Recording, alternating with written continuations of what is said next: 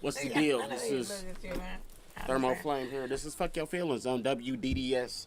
Dirty TV, the dirtiest station in the world, baby. Where the headphones? Oh, we don't have no headphones. We don't got no headphones. We mic'd up and we live. It's all right. The screen come back on. My screen at where we at? Can't see nothing. MC, Mr. MC. So that's really gonna bug me a little bit seeing that blank screen right there. I ain't gonna lie. Okay. Well, he's not gonna let us see it on the screen. Usually I'm streaming right now and I'm watching it, but I don't know what's going on with my camera situation. I got some technical difficulties. Hopefully y'all can see me. I don't know. How we know when we start? Man, listen.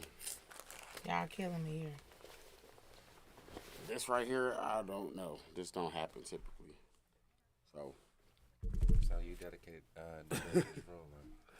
I just came here. This room was definitely set up before. And the thing is, he tried to convince me to do a podcast in here on a regular. Hell no. He said, no, you ain't. I could come be a guest on something like this. Right. No, this is not going my Man, no, I don't. I do not. I wonder like how this. much money he spent on this stuff. That machine right there alone behind dude costs like $500. You know that costs $500? Oh, he know it costs $500. Yeah, I seen they did a live demonstration with that. You have been to Dallas Entertainment stuff? No, I have not. You should. So I hosted for her. And so, oh my gosh, she has some of the wildest events ever, but live demonstrations. And a girl, they was doing that, and they asked for some volunteers and somebody to hold her.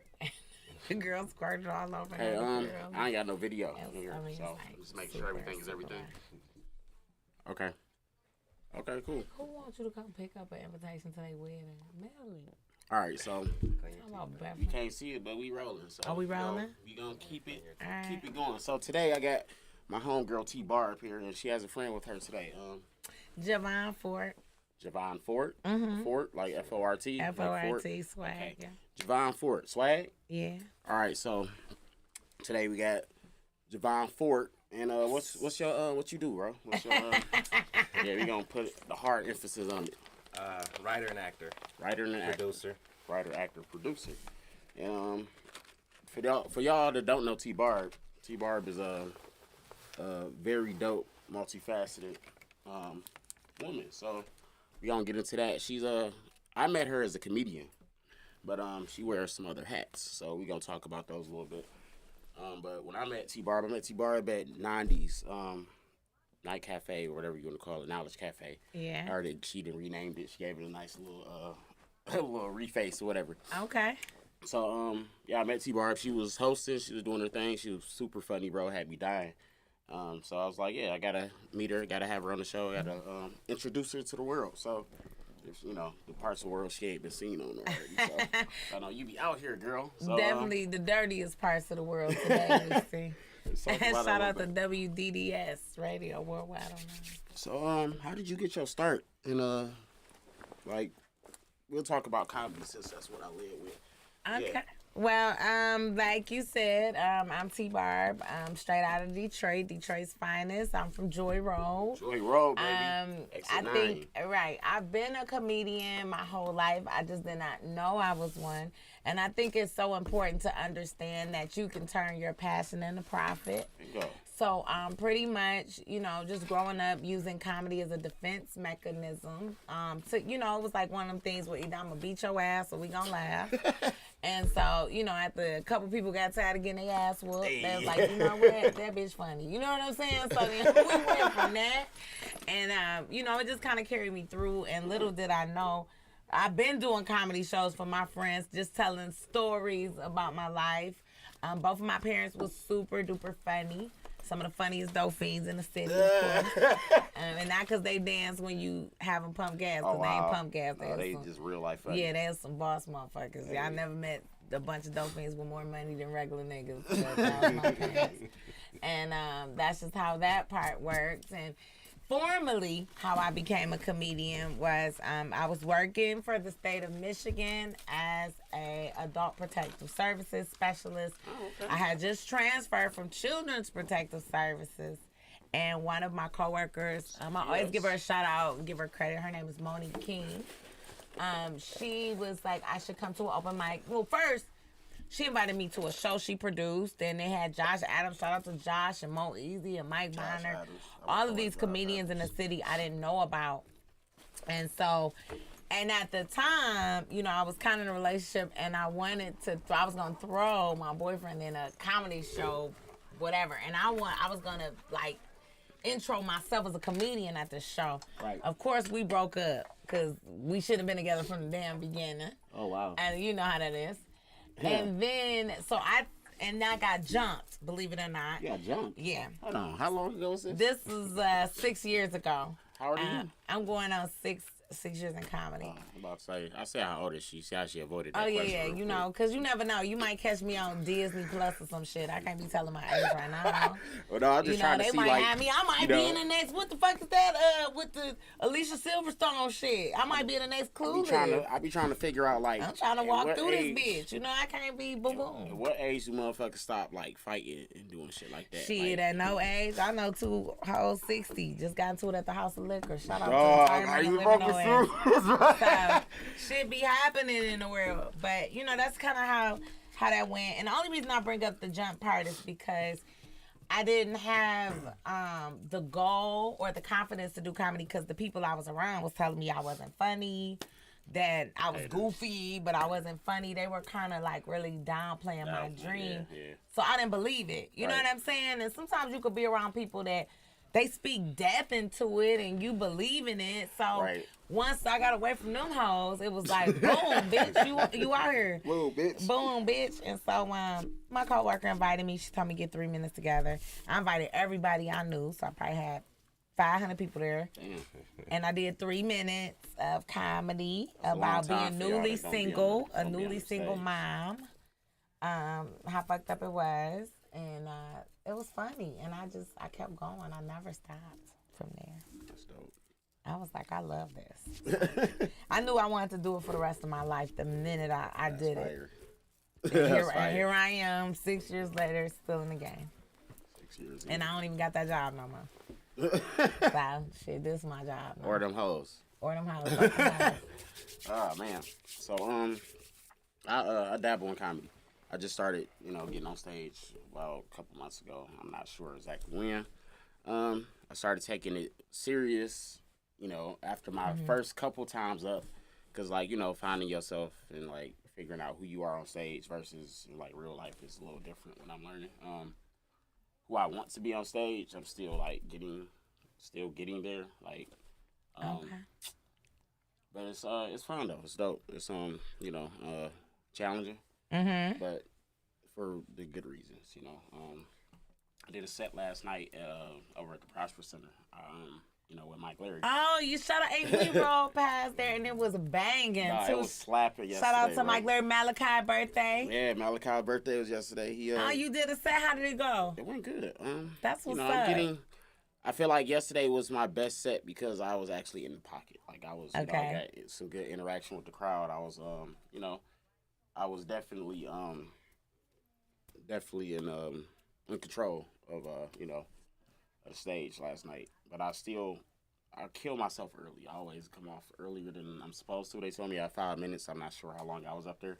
5 minutes seem like a long 5 minutes is ass forever, time when wasn't you're it? first on that stage. You Forever. feel so isolated. Every second you can hear ticking. Now 5 minutes, they be calling me down. I be like, damn, I just started. But it took years. So what tips do you have for new comedians? New comedians? Barb. Oh, me? T-Barb. Yeah, not me. Yeah, I'm a new comedian. Shit. I need some advice. I ain't Well, telling I'm nobody technically, shit. as far as the comedy world goes, I'm like a teenage comedian. So they still don't consider me. I'm not like a veteran or as seasoned as some of the comedians. They really feel like 10 plus, a lot of them. But for new comedians, you gotta learn on the stage. So no matter how funny you think that shit is in your head, you have to practice. And the only way you can get better is to do it. I don't care how hard it is. And one thing about comedy is you have to check your ego. You have to, because it's going to be a rough night. And if you don't check your ego, you'll never get back up there. You'll end up cussing people out, doing the TI and all that. So I want to say pack your patience. Understand it's a process. I like that. Pack your patience. Pack your patience. It's a process. We're gonna steal that. Put your ego under your balls when you walk out, and you can put it back. You can lift your balls up and grab your ego back when you get the fuck off the stage. But as long as you up there, you gotta check your ego and just keep doing it. Keep going. Don't stop. Understand that comedy is subjective, and if you're being your true self.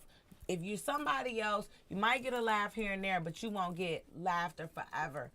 But if you're yourself, you can't fake yourself. You can fake other people, and it's gonna come off as fake. Mm-hmm. But if you're yourself, it's always gonna be genuine, and it's always gonna be people in the audience that can read that energy. Hey, you got some motherfucking picture, baby. Yeah, that's my advice in a nutshell. I am the Ayanla of the ghetto, by the way. Huh? You love the ghetto? Ayanla of the ghetto. Oh, okay. Y'all heard what she said. I know what that is. I ain't gonna repeat it because I'm gonna fuck it up. But y'all know who she talking about. The reform hood rat. Retired. Retired. Relapse is a part of recovery. Reform. I was telling people I was reformed, like, you know, in my early 30s, late 20s. I'm 37. Okay, shout out to them 30s. But yeah, like, you know, I definitely like a little rah-rah in my day. A little, I ain't gonna say too much, but just enough for that, you know, what we need sometimes. But it's hard to remember. It's not hard to remember. It's remembering that you can't take that energy everywhere. So, you know, I gotta be a little mature sometimes. I be wanting to tell people, shut the fuck up. As a comedian, you can. You just have to be tactful. Oh, see, no, I'm talking about in a professional setting. That is a professional setting. If you're a comedian, if you're a comedian, the bar is a professional setting. Always remember that. Yeah, I rubbed some people wrong. I ain't gonna lie, I'm be honest. I rubbed a couple people wrong when I first started doing comedy because, like, I kind of had this, like, attitude, like, I hear you, but I'm doing this. So it's like, it's a hard space to, you know, it's a hard space to hold on to because, like, I don't want to come off as, like, this, you know, arrogant, you know, egotistical, but it's like, I do believe in myself and feel like I got something. So it's like, I'm not going to let anyone take that or, you know, tuck it away, downsize it, shrink it, none of that. So it's hard to be great without, you know, making others feel some type of way. It's really the best way I can say it. Because I do understand, like, you know, if people are giving me advice, if people are telling me things that, you know, I take it with a grain of salt. But it's also like, you know, at the end of the day, I'm the one that got to get on stage. So what works for you may not work for me. I got to figure it out.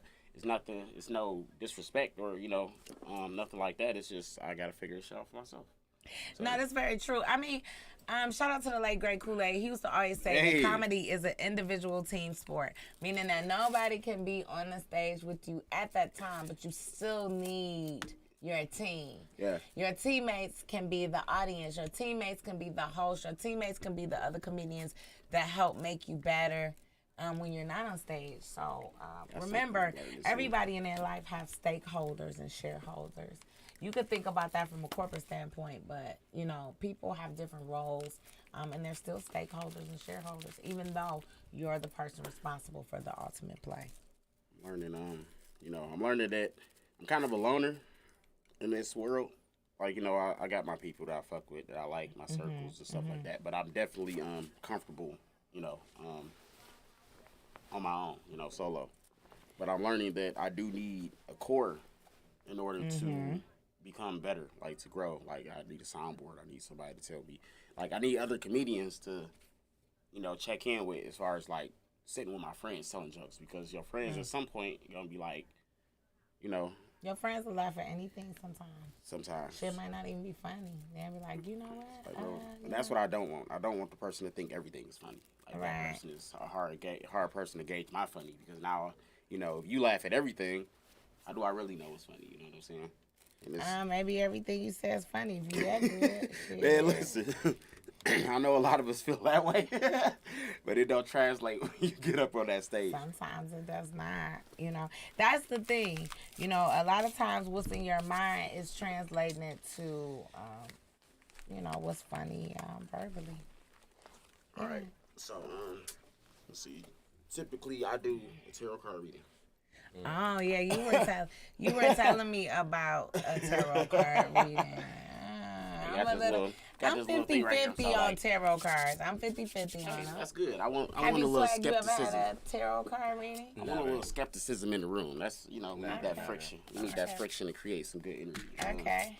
So we got these cards somewhere in my handy dandy Crown Royal bag. Oh, and you carrying them in a Crown Royal bag. Because everybody know when they see this, they don't know what's gonna come out. They don't know what's gonna come out of there. Them hood tarot cards. I don't know what's gonna come out of there. Yeah. So here you go. I'm gonna need you to cut those. You need me to cut them? Yep. Okay. And so like this part right here, so this light come on, and it's the enlightenment part or segment of my show. Bingo. Oh, okay. So no attention again. Okay. What's this? Ain't that funny? The woodwork. All right, that's funny. What's funny about that? Because that word been in the air. We on woodwork. It's funny. The woodwork, like the word woodwork mean a warden of wood, somebody that just guards wood. Like. Okay. So yeah, we gonna talk about that a little bit. Number 11. See, this guy right here, he is clearly a master of everything around him, nature. See, how he incorporates all these elements of nature to, keep himself warm, to have the tools he needs. He's Native American. What's up? He's Native American. Yeah, he's definitely native. He look like a Viking on that. Definitely look like a Viking. Yeah. But same difference. Someone who definitely is in tune and in touch with their surroundings. Okay. And uses their resources at their advantage. Okay, so that's what the woodwork means. Yeah, we're resourceful around this bitch. Always, you gotta be resourceful. You gotta use your resources. You gotta use people have people around for furniture in their life, but don't utilize them properly. Okay. It's like, we are here to be used and utilized, not to be overused and abused, but to be used and utilized. So, if you got a connection, somebody that I might want to get to, being able to nurture these relationships so you can get the best and the most out of your opportunities.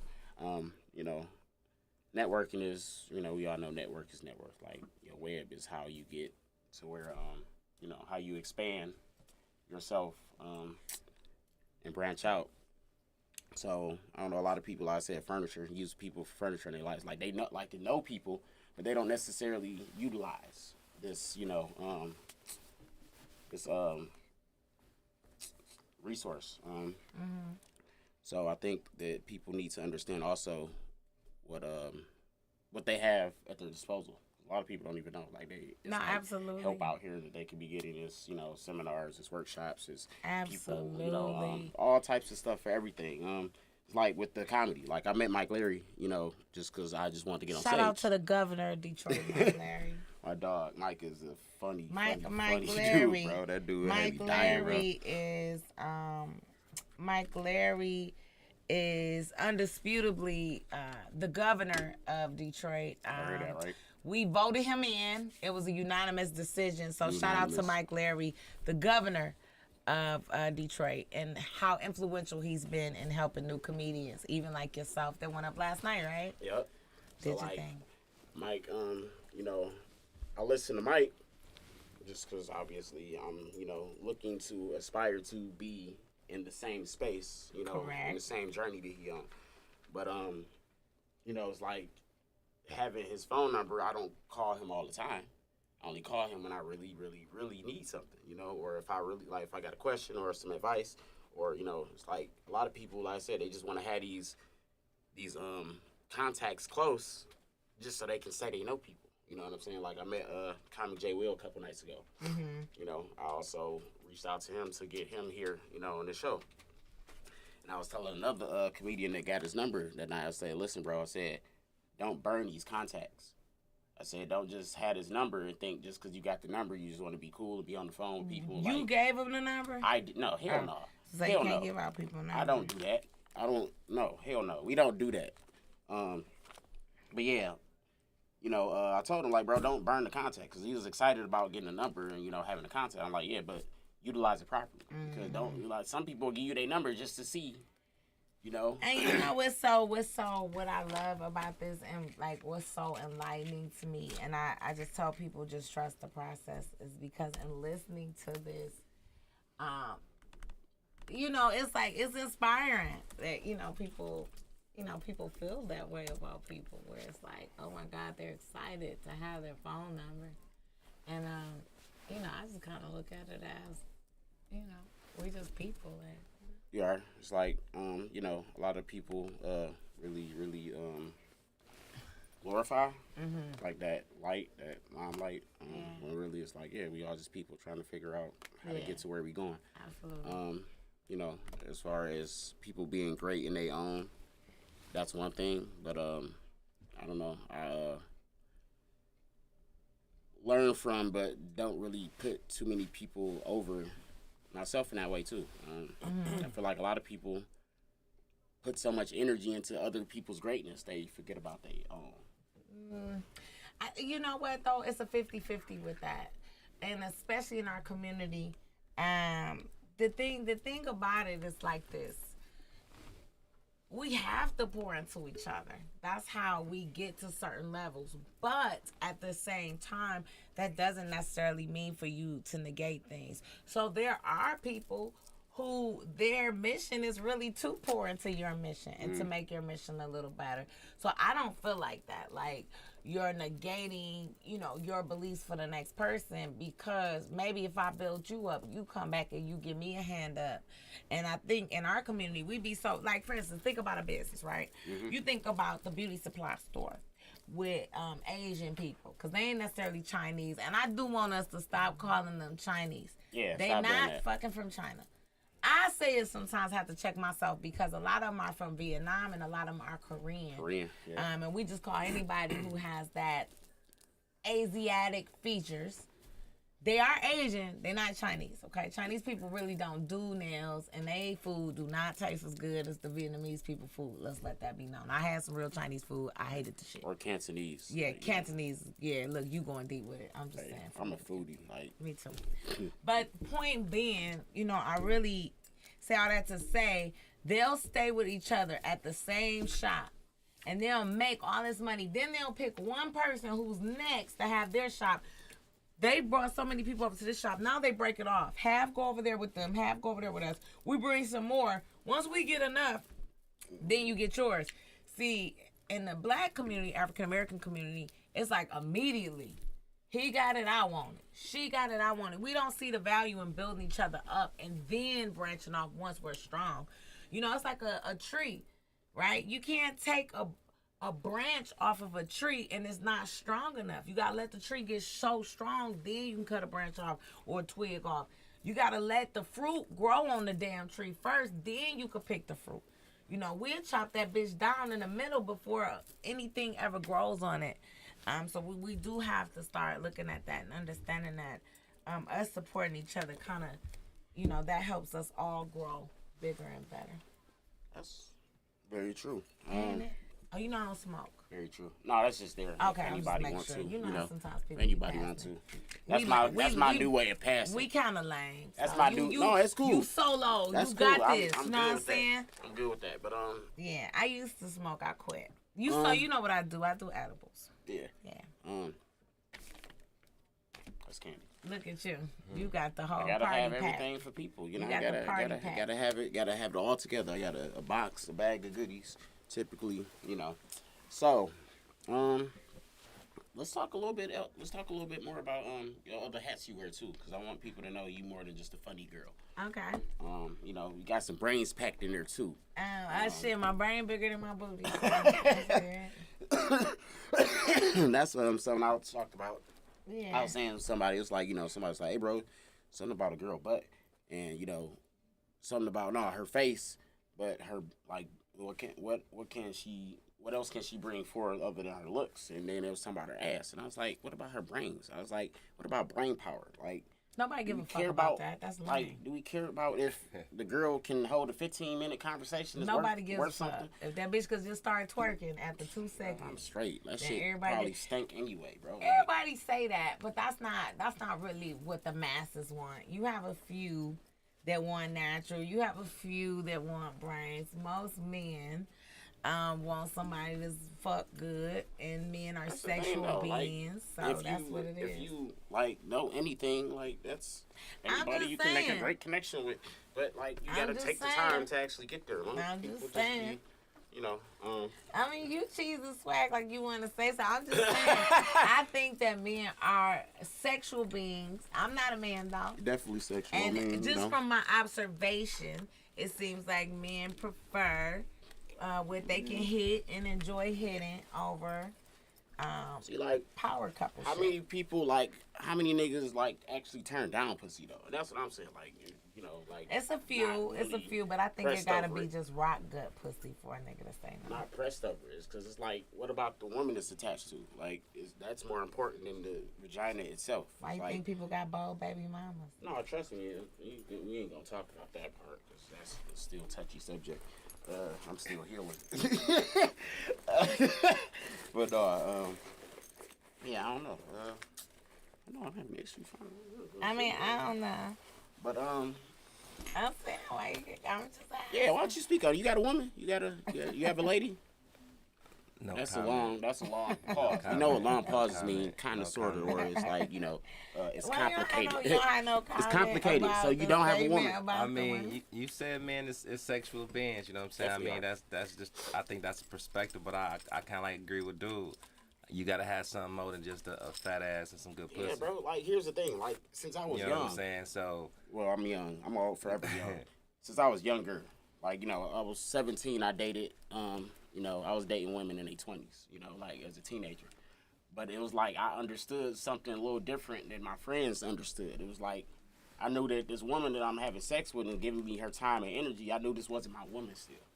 So it's like to be 17 and to be regular with, you know, a woman that's like, you know, grooming you, like she coming picking me up, taking me out, teaching me things, you know. It's like I understood that this is still not my woman.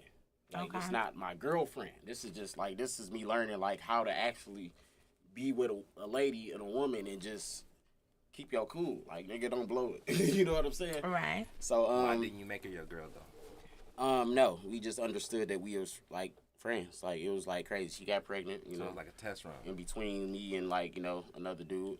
And it was like she ghosted me because she was like didn't think I was gonna handle it well because, you know, I was young.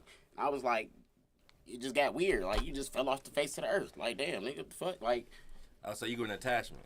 no. It was like, you know, no communication. Like I knew what it was. I knew this wasn't my woman. Like I knew, you know, but it's like, all right, you just went from we just hanging, kicking it to you just disappeared. So I was like, that's weird. Like, you know, like, and then later she was like, oh yeah, I was pregnant. I didn't want to spring that on you because you was young. And I'm like, yeah, but I knew all that and understood. It's like, just, you know, you never know what's going to happen unless you deal with the situation accordingly or actually deal with it. You Well, know what I'm about saying? the child in that instance? You know what I mean? Like that's the big thing. Well, it was like, you know, it was not my child.